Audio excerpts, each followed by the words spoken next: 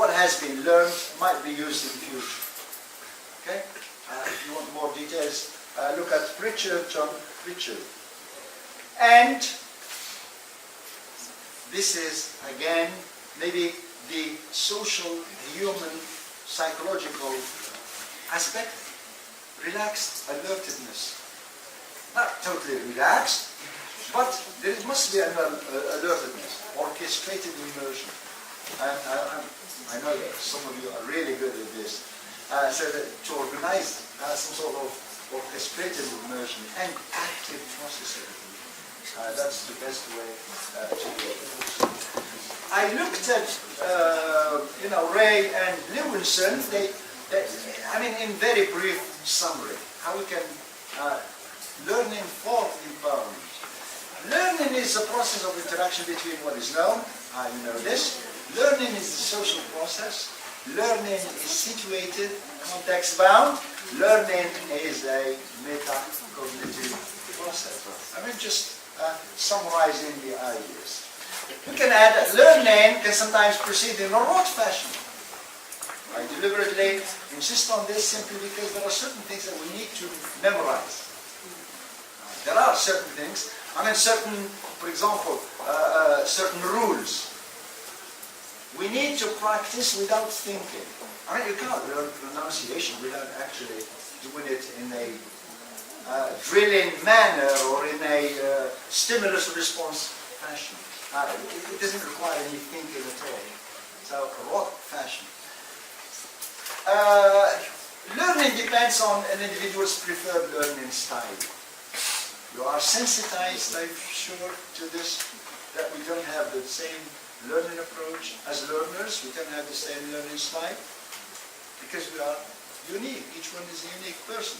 Learning depends on certain conditions concerning the brain. Obviously, if you are tired, the learner is tired. Sometimes we are not even aware. We treat students as homogeneous. We treat students as, when you look at them, we think that everybody is ready, that nobody is suffering from anything.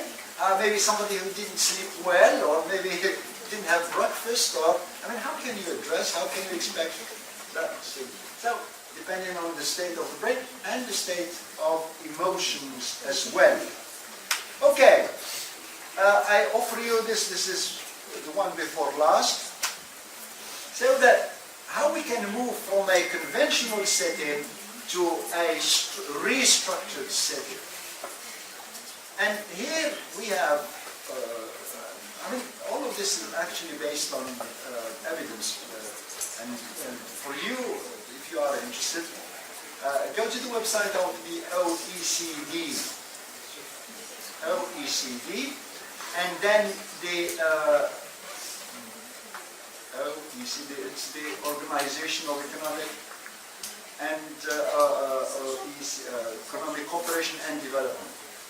Procedure. And they have a division of education, and every 2 years they do a survey which is called TALIS. T-A-L-I-S. That's an acronym. Teaching and Learning Inventory Survey. They publish a report, an extensive, detailed report, about 35 or 36 countries, where they investigate the teaching and learning styles.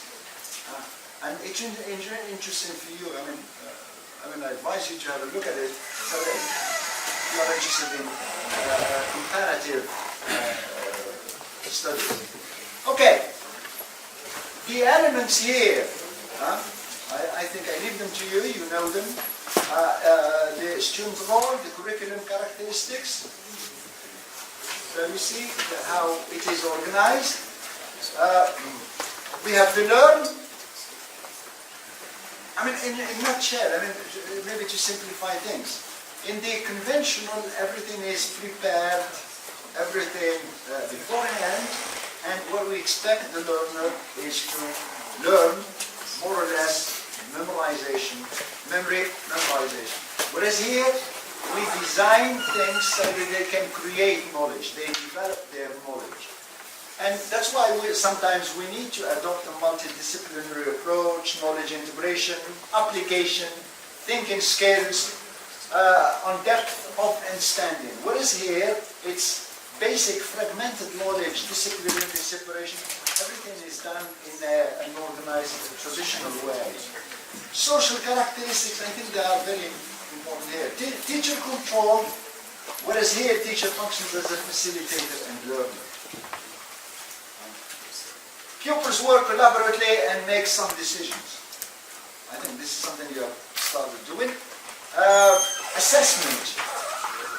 We assessment of knowledge application. We see application, not knowledge for its own sake, but how it is applied. Performance of tasks to demonstrate and standard. Teacher role, get pupil inquiry and model active learning. I'd like you to compare these two different, because this is, in fact, a shift from something that is teacher controlled to students controlled. And this is the best way to implement a philosophy of some of you will be talking about the use of multimedia, the use of the internet, and so on and so on. Traditionally, the teacher is the only source of information, of knowledge. I mean, I've learned one thing, and I always say to my students, whether even doctors, I say, if you rely on me, you will not learn a lot. I can help you, but don't learn too much on me. So, source of information, how we can use the internet, how we can use, the rest and the environment. Brain-based and learning style considerations. Very few evidence, emphasis on listening, reading, and writing. It means we separate skills. Whereas here, in this sense, that means we integrate, because there is skill, what we call skill integration. I think you are familiar with the concept, so I will not expand too much on it. I would like to finish with 2 or 3 slides. Some of the principles. And the first principle is preparation and engagement. It's not enough to give freedom. No, we need to prepare the people to have the power. Through a number of activities, education, motivating teaching activities, workshops, background knowledge, and so on. Second principle, investing and participating in learning. We need to bring learners to invest their time, energy, and their effort in learning. You can do this through not only individually, but also collective, using audiovisual materials, varied activities, learning of strategies. It's not learning the content, but learning of certain strategies. Using examples for explanations.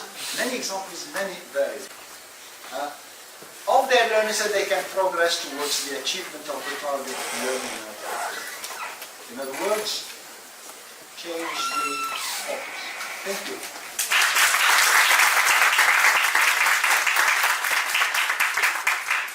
Thank you very much, Professor Luke, for the very informative presentation. A notion that you've talked about towards the beginning is the notion of responsibility. And I think that's a very crucial notion to us as students and teachers. And I think the more people who find the relationship between meaning and responsibility in their life, not only in the pedagogical field, but the better we will construct ourselves as human beings. So that's very important. Thank you very much. I would like to thank once again Professor Zahoni and Professor Maluk for both their presentations, and I would give the word to Hannah, please. Thank you so much for Mr. Maluk once again. We actually got more than we bargained for. We wanted a speech, we got a speech and a presentation. Thank you so much. It was very informative. I would like to also express my gratitude to Mrs. Zahoni and Mr. Shafi for first of all being here. Your presence is an honor, but also for your speech. It's a duty. It's just for your speech because it was not only very interesting, but also very, very empowering. Thank you so much for coming. I would like to see you once again after the break, so please join me. Not outside, but again after the break, please join us as we start with the very first presentations of the first session of the first day of the second edition of the Cultural Day. Thank you so much. Thank you.